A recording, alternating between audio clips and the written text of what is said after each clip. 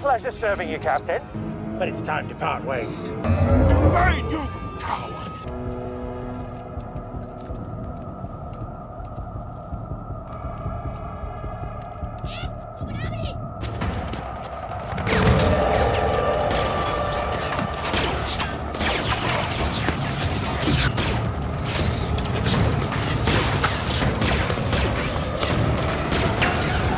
Behind us!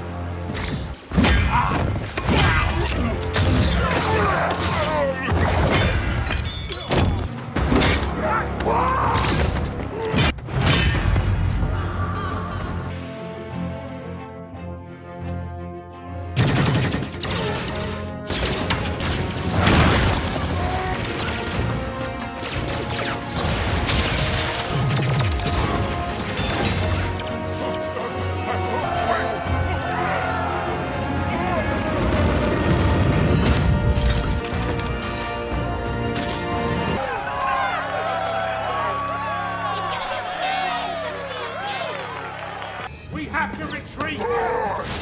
Open fire below!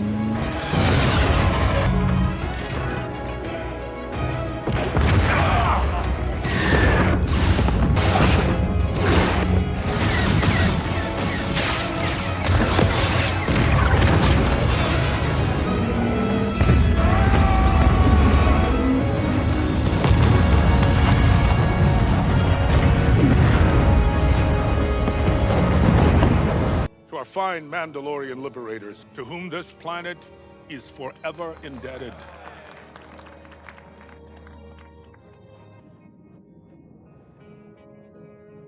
Hereby cede all land from the western lava flats to Bullock Canyon, to the fine people of Mandalore. You may no longer have a home planet, but you do now have a home.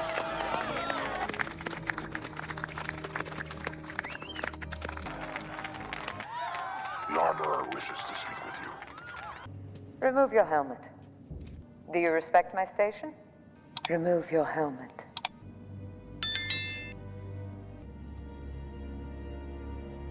We must walk it together. This is the way. We must walk the way together. All Mandalorians. It is a sign that the next age is upon us. Mandalore must all come together. You are the one who can unite us.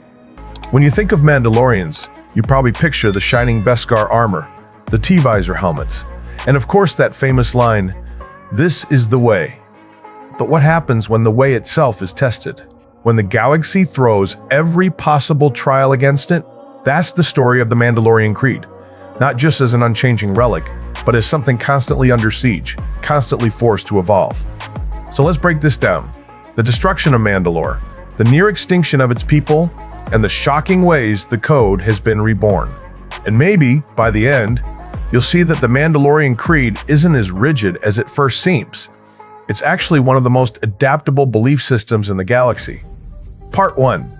The Fall of Mandalore. Can a creed survive without a world? First, we have to talk about the Great Cataclysm, the Purge of Mandalore. Known as the Night of 1,000 Tears, This imperial onslaught nearly erased Mandalorian culture. TIE bombers rained down fire on the domed cities, droids scoured the surface, and what was once a proud warrior civilization became ash and ruin. Now, here's the question. What happens to a code, a philosophy, when the physical foundation of its people is annihilated? Think about it. Jedi had the Jedi Temple. Sith had their strongholds. But Mandalorians? Their creed was tied to both their clans and their homeworld. Without Mandalore, the code was suddenly floating, anchorless. And yet, it survived. That's the incredible thing. The code didn't just vanish into history books. It went underground, carried in whispers and practices by survivors. Groups like the Children of the Watch clung to it as a lifeline, almost religiously. If anything, the Purge sharpened the code, transforming it into something even more sacred. Part 2. The Creed Reborn Through Foundlings. Here's where it gets fascinating. After the Purge, many thought Mandalorian culture was finished. But instead, we see a resurgence, one fueled by foundlings. Din Djarin is the perfect example. He wasn't born Mandalorian. He was a child, rescued during the Clone Wars, taken in by the Watch, and raised under the Creed. And he's not an isolated case. Foundlings became the backbone of Mandalorian survival. Without a thriving homeworld, Mandalorians expanded their identity outward, creating new generations from the broken pieces of the galaxy. And this is where the code shows its flexibility. Imagine if it had said, only bloodlines count. Only those born on Mandalore are Mandalorian. That would have been the end. But instead, it embraced outsiders, redefined family through loyalty and choice rather than birth. In a way, this is revolutionary, turning tragedy into an opportunity to grow stronger, more inclusive. It's almost like the old saying from Legends, Mandalorians are not born, they're made. And that ethos has carried forward, canon or not. Part 3. The Creed versus reality, clashing interpretations. But let's be real, that flexibility also sparks conflict, because not every Mandalorian interprets the Creed the same way. On one hand, you have the Children of the Watch, strict traditionalists who demand helmets stay on at all times. For them, the way is rigid, uncompromising. On the other hand, you've got people like Bo-Katan who argue that the true spirit of the Creed is about honor and unity, not rituals. This clash is fascinating because it mirrors real-world debates in religions and philosophies. Do you follow the letter of the law or the spirit? Is tradition a foundation or a chain? The Mandalorian people wrestle with this constantly, and the debates aren't just philosophical. They decide who leads, who is legitimate, and ultimately, whether their culture survives. The Darksaber itself symbolizes this conflict. Some say whoever wins it in combat is the rightful ruler. Others, like Bo-Katan at times, have been willing to accept it through different means. So, what's the truth? Maybe it's less about the weapon and more about the collective belief in what it represents. Part 4. Adaptation in an ever-changing galaxy. Let's zoom out. If history tells us anything, it's that the Mandalorian Creed is built to evolve. When the Republic threatened them, they adapted. When the Jedi fought them in wars that spanned centuries, they adapted. When the Empire tried to wipe them out entirely, they adapted again. In the Mandalorian series, we see that evolution in real time.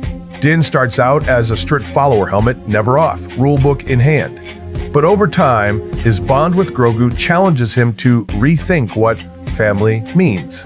Is it about bloodlines, rules, or love and loyalty? His personal journey becomes a microcosm of Mandalorian culture itself, the constant negotiation between tradition and survival. And if you want to see how this plays out in broader Star Wars history, look at the comparison with the Jedi.